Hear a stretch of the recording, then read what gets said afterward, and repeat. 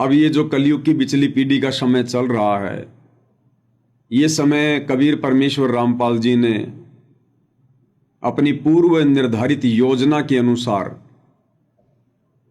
शुरू किया है। और इस समय परमेश्वर ने ये सोचकर कि कोई भी आत्मा नादान ना रहे, कोई भी आत्मा अंधविश्वास का शिकार ना बने, उसके लिए परमेश्वर ने सबको शिक्षित कर दिया। ये धर्मशास्त्र जो आज से पहले हमारे लिए पहेलियां बनी हुई थी, हमारे दादे परदादे गुजर गए, शरीर छोड़कर चले गए, लेकिन उन्होंने कभी वेदों की शक्ल तक नहीं देखी अपनी जिंदगी में, कभी गीता जी की शक्ल तक नहीं देखी होगी अपनी जिंदगी में। हम लोगों ने भी परमेश्वर रामपाल जी की शरण में आने से पहले केवल वेदों के नाम सुने थे, हमने कभी वेदों की शक्ल नहीं देखी थी। गीता जी, एक आध व्यक्ति गांव में जो ब्राह्मण समाज से होता था, वो अपनी जेब में एक छोटी सी गीता रखा करता था, लेकिन उसके अंदर क्या है वो किसी को नहीं पता होता था। तो अब परमेश्वर ने दया बख्शी, इस भक्ति युग में बच्चे बच्चे को शिक्षित कर दिया, बच्चे बच्चे को, बड़े बूढ़ों को परमात्मा ने साक्षरता अभियान चलवाकर शिक्षित करवा दिया। ऊपर से परमेश्वर ने ये विज्ञान हमें दी, जो कि अध्यात्म का एक पार्ट है, एक बच्चा है अध्यात्म का। जिस प्रकार हाथी के सामने मच्छर की क्या औकात, उसी प्रकार कबीर परमेश्वर सतगुरु रामपाल जी की आध्यात्मिक विज्ञान के आगे, उनकी शक्ति के आगे, उनके सामर्थ्य के आगे, ये विज्ञान, जिस विज्ञान को प्राप्त करके नादानी में ये दुनिया वाले खुद को ही भगवान समझ बैठे कि विज्ञान ने ये कर दिया, विज्ञान ने वो कर दिया, विज्ञान ने भाई और बहनों केवल विनाश का सामान तैयार किया, केवल विनाश का। विज्ञान हमें पतन की ओर ले जा सकती है यदि इस विज्ञान के साथ साथ हमें यह तत्व ज्ञान ना मिले। तो इस तत्व ज्ञान से परमेश्वर ने अपनी आत्माओं का रुख मोड़ दिया, अन्यथा ये भौतिक विज्ञान इंसान को पतन की ओर, विनाश की ओर लेकर जा रही है। अपने ही विनाश का सामान तैयार लोगों ने कर लिया, परमाणु बम बना लिए, मच्छर मारने के लिए थोड़ी बनाए, AK-47 बना ली, जेट विमान बना लिए, लड़ाकू विमान बना लिए, केवल इंसानों को मारने के लिए। तो इस भौतिक विज्ञान ने तो केवल इंसान के विनाश का सामान तैयार किया है। हम धन्यवाद करते हैं परमपिता परमेश्वर जी का, कबीर भगवान सतगुरु रामपाल जी का, जिन्होंने ये विज्ञान हम नीच आत्माओं को अपने चरणों में बैठा कर दी। अगर ये विज्ञान परमात्मा आज से 100 साल पहले दे देते या आज से 50 साल पहले दे देते, तो भाई और बहनों आज इस धरती पर कोई राम का नाम लेने वाला नहीं बचता, और ना सतगुरु रामपाल जी की कोई बात मानने वाला बचता कोई।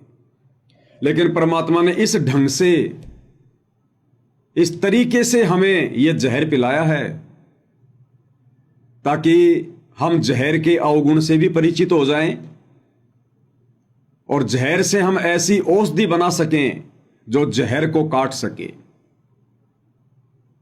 अर्थात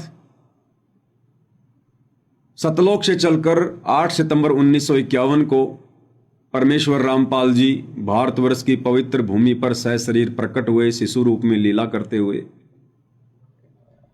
धीरे धीरे परमेश्वर ने 17 फरवरी 1988 तक एक आम व्यक्ति की भूमिका की कि समाज में एक सभ्य व्यक्ति कैसे रहता है, घर परिवार में कैसे रहता है, लोगों के साथ उसका बोलना चलना, उठना बैठना, व्यवहार, निगाह दृष्टि कैसी होती है, परमेश्वर ने ये भूमिका करके दिखाई। फिर 17 फरवरी 1988 को उन्होंने आदरणीय गरीबदास जी के 12वें पंथ में प्रवेश किया और 650 वर्ष पहले की तरह लीला करते हुए एक अच्छी आत्मा आदरणीय रामदेवानंद जी को अपना मुंह बोला गुरु धारण किया। और उसके बाद सन 1994 से परमेश्वर जी ने अपना यथार्थ 13वां कबीर पंथ शुरू किया। और भाइयों और बहनों, सन 1990 के बाद में ये विज्ञान धीरे धीरे धीरे धीरे शिखर पर चढ़ने लगी। सन 1995 से पहले कोई जानता भी नहीं था कि मोबाइल क्या होता है। कोई नहीं जानता था मोबाइल क्या चीज है। लैंडलाइन फोन हुआ करते थे। सन 1990 से पहले कोई जानता नहीं था कि रंगीन टीवी क्या होता है। एक आध बड़ी मुश्किल से ब्लैक एंड व्हाइट टीवी भी गांव में एक आध व्यक्ति के पास होता था, एक आध के पास में। और एक बहुत बड़ा आश्चर्य माना जाता था, अचंबा माना जाता था कि फला फला व्यक्ति के घर पर टीवी है, टीवी।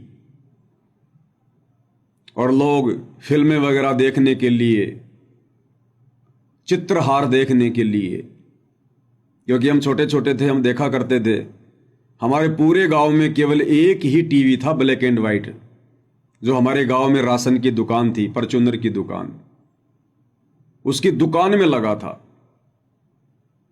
और हर शुक्रवार और शनिवार को रात्रि 9:30 बजे हिंदी फिल्म आती थी।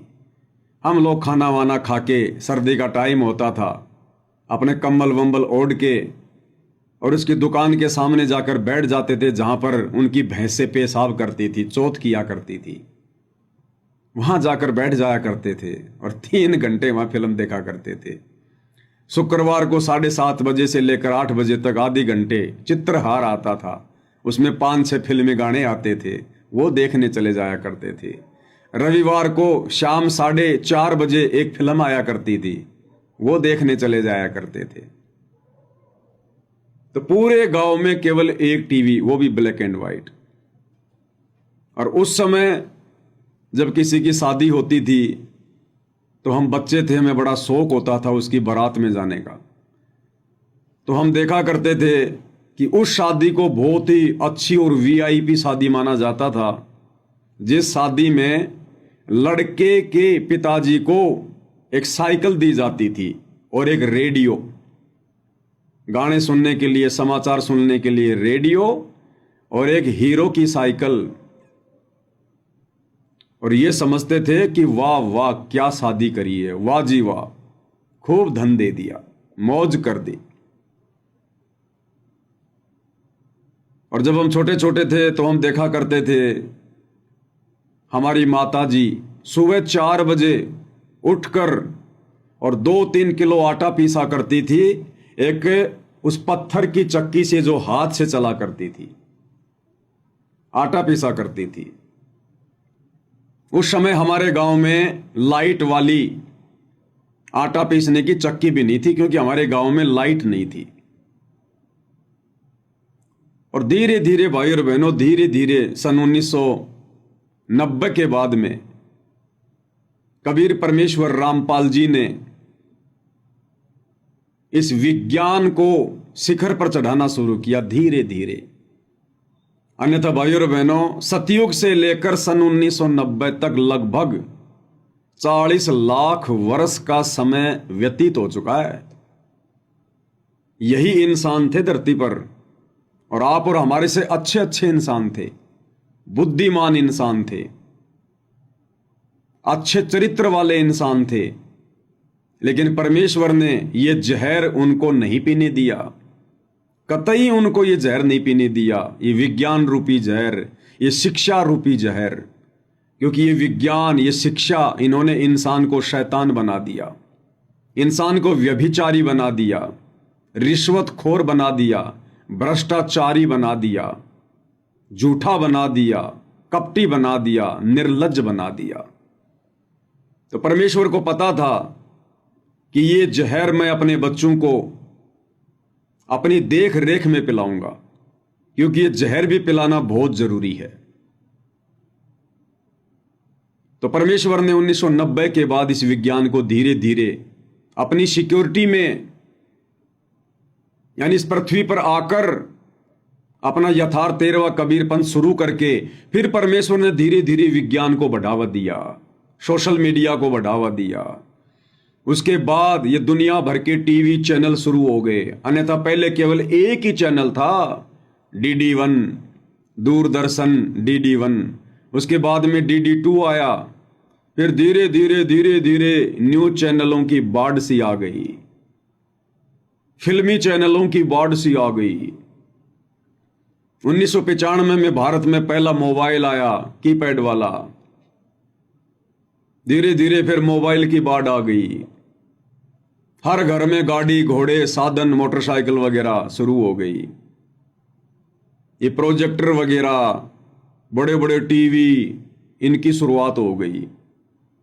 तो परमेश्वर ने 1994 में अपना यथार्थ 13वां कबीर पंथ शुरू करके फिर परमेश्वर ने धीरे धीरे इस विज्ञान को आगे बढ़ाया ताकि ये जहर समाज पर ज्यादा असर ना कर सके, क्योंकि साथ में परमात्मा ने अपना तत्व ज्ञान भी देना शुरू कर दिया। इस विज्ञान के अवगुण बताने शुरू कर दिए, इस जहर के अवगुण बताने शुरू कर दिए, और इस विज्ञान रूपी और शिक्षा रूपी जहर के अवगुणों को निष्क्रिय करने के लिए परमेश्वर ने सत भक्ति देनी शुरू कर दी। और अब भाई और बहनों, वो समय आ चुका है, वर्तमान में विज्ञान अपने पीक टाइम पर है, और अब 2028 के बाद इस विज्ञान का धीरे धीरे पतन होना शुरू हो जाएगा। आज हम इस भौतिक जीवन में जो कुछ भी देख रहे हैं, जो ये भागा दौड़ मची हुई है, 2 टाइम की रोटी का रोड़ा नहीं है। कोई ये समझे कि इंसान 2 टाइम की रोटी के लिए दौड़ रहा है, नहीं। 2 टाइम की रोटी का तो इंसान को रोड़ा हो ही नहीं सकता, दिक्कत हो ही नहीं सकती, क्योंकि परमेश्वर ने यदि हमें जन्म दिया है, जितनी हमारे को श्वासें दी है, जितनी जिसको जैसे भी परमेश्वर ने उम्र दी है, 10 साल की, 50 साल की या 100 साल की, तो परमेश्वर ने उतने समय तक उसके पेट भरने का साधन भी दिया है। ये परमात्मा मां के गर्भ से उसका किस्मत बना के, उसका भाग्य बना के भेजता है। 2 टाइम की रोटी अंतिम श्वास तक परमेश्वर उसको दिलाता है। और परमेश्वर तो अपनी वाणी में यहां तक कहते हैं कि मुर्दे को भी देत है, मुर्दे को भी देत है कपड़ा, पानी और आग, और जीवित नर चिंता करे तेरा बड़ा अभाग। ये परमात्मा तो मरने के बाद भी जिन चीजों की आवश्यकता पड़ती है, उसको जलाने के लिए, दफनाने के लिए, कहते परमात्मा उसका भी इंतजाम करवाता है उसके लिए। तो क्या जीते जी उसको 2 टाइम की रोटी नहीं देगा परमात्मा? लेकिन ये इंसान वर्तमान में तत्व ज्ञान के अभाव में और इस विज्ञान की अंधी भागा दौड़ में 2 टाइम की रोटी के लिए परेशान नहीं है। ये फालतू की देखा देखी में भौतिक संसाधन, ऐसो आराम के संसाधन जुटाने में दुखी है। मेरे घर में फ्रिज भी होना चाहिए, मेरे घर में एसी भी होनी चाहिए, उसके घर में गाड़ी है, मेरे घर में भी होनी चाहिए। और काम करता है मजदूरी, काम करता है मजदूरी का, खेत में जाके फावड़ी चलाता है, खुरपी चलाता है, लेकिन लोगों की देखा देखी कि मेरे घर में भी गाड़ी होनी चाहिए। तो इस देखा देखी में इंसान अपने पैर के ऊपर कुल्हाड़ी मार रहा है। ये झूठे भौतिक संसाधन जुटाने के चक्कर में इंसान दुनिया भर का लोन ले रहा है, कर्जा ले रहा है, लोगों से उधार ले रहा है, दुनिया भर की टेंशन इकट्ठी कर रहा है। मजे से 2 टाइम की रोटी खा रहा था, लेकिन किसी ने सलाह दे दी, सलाह दे दी तो पता नहीं उसने क्या क्या जुगाड़ कर लिए। अरे भाई एक काम कर, वहां पानी की किल्लत है, पीने का पानी बहुत कम है, वाटर प्यूरिफायर का काम शुरू कर दे। एक टेम्पो ले ले, 200-400 पानी की कैन ले ले, और 3-4 लाख की एक मशीन आएगी पानी साफ करने वाली। बस बल्ले बल्ले। लोगों के चक्कर में आके 5-10 लाख रुपए उधार लेके, कर्जा करके, वो जो पहले से ही अपना मेहनत मजदूरी करके खा रहा था, परिवार पाल रहा था बढ़िया, लेकिन लोगों के कहने से और अधिक पैसा जुटाने के लिए लोभ लालच में आकर दुनिया की देखा देखी, और उसने वो धंधा शुरू कर दिया व्यर्थ का, फालतू का। अब यदि वो धंधा चल गया तो भी वो पूरी जिंदगी दुखी रहेगा, और वो धंधा नहीं चला तो वो दुखी है ही है। परमात्मा कहते हैं घाटे बाधे सब जग दुखिया।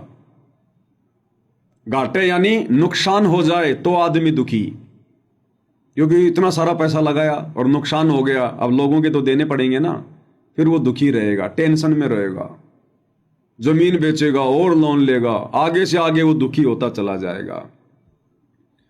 और बाध्य, घाटे बाध्य सब जग दुखिया। बाध्य यानी लाभ में, अगर वो धंधा उसका चल गया, बढ़िया उसको प्रॉफिट हो गया, तो ये मन बड़ा पापी है, ये 2 ब्रांचें और खुलवाएगा कि एक पानी का सिस्टम और शुरू कर दे, बढ़िया कमाई हो रही है, और दूसरे में ऐसा घाटा लगेगा वो पहले वाला भी बर्बाद हो जाएगा। तो भाई और बहनों, ये शिक्षा, यदि हमारे को तत्व ज्ञान नहीं है, सच्चे सतगुरु की शरण प्राप्त नहीं है, तो ये शिक्षा भी हमारे लिए अभिशाप है, हमारे लिए जहर है ये शिक्षा। तो परमेश्वर सतगुरु रामपाल जी ने अपनी देख रेख में, अपनी ज्यूरिडिक्शन में, परमेश्वर ने ये विज्ञान दी संसार को। ये विज्ञान देनी जरूरी थी भाई और बहनों, ये शिक्षा देनी जरूरी थी, क्योंकि शिक्षा के अभाव में तो युगों युगों से हम अपने परमेश्वर को आंखों के सामने होते हुए भी अनदेखा करते हुए आ रहे हैं, क्योंकि हम इन शास्त्रों को पढ़ नहीं सकते थे, समझ नहीं सकते थे। इसलिए जैसा भी हमारे को समाज के ठेकेदारों ने, जो लोग शास्त्रों को जानते थे, अध्ययन करते थे, उन्होंने जैसा हमें भक्ति और भगवान के बारे में बताया, हमने स्वीकार कर लिया, और हम लोग शास्त्र अनुकूल सत भक्ति से वंचित रहे, और हमारी दुर्गति होती रही। मरने के बाद भूत बनते रहे, प्रेत बनते रहे, नरक में जाते रहे, 84 लाख योनियों में कष्ट उठाते रहे। तो परमेश्वर ने शिक्षा भी देनी जरूरी थी, और आज देखो ये शिक्षा आप और हमारे कितनी काम आ गई। आज पूज्य गुरुदेव भगवान ने हमें धर्मशास्त्र पढ़ा दिए, गीता, वेद, कुरान, पुराण, बाइबल, गुरु ग्रंथ साहिब, सदग्रंथ साहिब, कबीर सागर, सब कुछ पढ़ाया। यदि हम अनपढ़ होते तो भाई और बहनों, आज भी हम बहुत बड़ा धोखा खा जाते। सामने परमेश्वर खड़े हैं, लेकिन हम उनको पहचान नहीं पाते। तो इस शिक्षा से आज हमें फायदा मिल गया, हमने भगवान को पहचान लिया, हमने सत भक्ति को स्वीकार कर लिया, अपना लिया, और हम निसंशय हो गए। और दूसरी ये विज्ञान भी परमात्मा ने देनी बहुत जरूरी थी, क्योंकि 8-9 अरब की जनसंख्या पूरे विश्व की हो चुकी है, और एक व्यक्ति अपने दम पर लोगों को जा जाकर नहीं समझा सकता, नहीं जगा सकता। इसलिए परमेश्वर ने सबकी जेब में मोबाइल डाल दिए, घर घर में परमेश्वर ने मोबाइल पहुंचा दिए, टीवी चैनल लगवा दिए, इंटरनेट की सुविधा दे दी, सैटेलाइट लगवा दिए, वैज्ञानिकों में प्रेरणा करके। ये वैज्ञानिकों का दिमाग नहीं है, ये इंसान यही थे सतयुग से लेकर 1990 तक, यही था इंसान, धरती पर इंसान ही थे। सतयुग में भी इंसान थे, त्रेता में भी थे, द्वापर में भी थे, और हमसे अच्छे अच्छे इंसान थे, बुद्धिमान इंसान थे। त्रेता में श्री रामचंद्र जी, तीनों लोकों के भगवान, विष्णु के अवतार, समय देखने के लिए छोटी सी घड़ी भी नहीं बना पाए, गर्मी से बचने के लिए एक टूटा फूटा पंखा भी नहीं बना पाए। क्या उनको आवश्यकता नहीं थी? क्या उनको गर्मी नहीं लगती थी? क्या श्री रामचंद्र जी को मोबाइल की जरूरत नहीं थी? क्या उनके रिश्तेदार नहीं थे? क्या उनको गाड़ी की जरूरत नहीं थी आने जाने के लिए? क्या वो नहीं चाहते कि रोडें बहुत अच्छी हों? लेकिन घोड़े जोड़कर चला करते थे जंगलों के बीच से, टूटे फूटे रास्ते। द्वापर में श्री कृष्ण जी आए, हमसे तो ज्यादा दिमाग होगा, हमसे तो अच्छे महापुरुष थे, वो क्यों नहीं बना पाए कुछ भी? और वैसा ही जीवन जी के चले गए जैसे आज से 400-500 साल पहले हमारे पूर्वज जिया करते थे, मिट्टी के बर्तनों में खाना खाया करते थे, एक जूती की जोड़ी में पूरी जिंदगी निकाल दिया करते थे, 2 जोड़ी कपड़े में पूरा जीवन निकाल दिया करते थे। वो क्यों नहीं बना पाए सारी चीजें? वो तो राजा थे, मथुरा के राजा, द्वारिका के राजा, 5 पांडव। अरे 5 पांडव इतने बड़े योद्धा, 5 पांडव मिलकर भी खेती करने के लिए ट्रैक्टर नहीं बना पाए। सेविंग करने की एक ढंकी से एक ब्लेड भी नहीं बना पाए वो। तो भाई और बहनों, उस समय परमात्मा ने जानबूझकर विज्ञान नहीं दी, जानबूझकर। उस समय तो छोड़ो, वो तो बहुत पीछे की हिस्ट्री है। अगर सतगुरु रामपाल जी परमेश्वर आज से 100 साल पहले भी यदि विज्ञान को वैज्ञानिकों में प्रेरणा करके लागू करवा देते, आज हम जो ये भौतिक उपकरण देख रहे हैं, TV, radio, internet, mobile, satellite, television, news channel, यदि परमेश्वर रामपाल जी इन वैज्ञानिकों में प्रेरणा करके, जैसे वर्तमान में प्रेरणा करके बनवाए हैं, अगर 100 साल पहले बनवा देते और यदि ये शिक्षा शुरू करवा देते 100 साल पहले सभी के लिए, जैसे वर्तमान में सभी को पढ़ने लिखने का अधिकार है, यदि ये दोनों कार्य, ये विज्ञान और ये शिक्षा, यदि आज से 100 साल पहले परमेश्वर शुरू करवा देते, आज भाइयों और बहनों जानवरों से ज्यादा नीचा गिरा हुआ चरित्र इंसान का हो जाता। यहां कोई रह नहीं सकता था इंसान, किसी की बहन बेटी सुरक्षित नहीं रह सकती थी। ये विज्ञान और शिक्षा हमें इतना बिगाड़ देती, इतना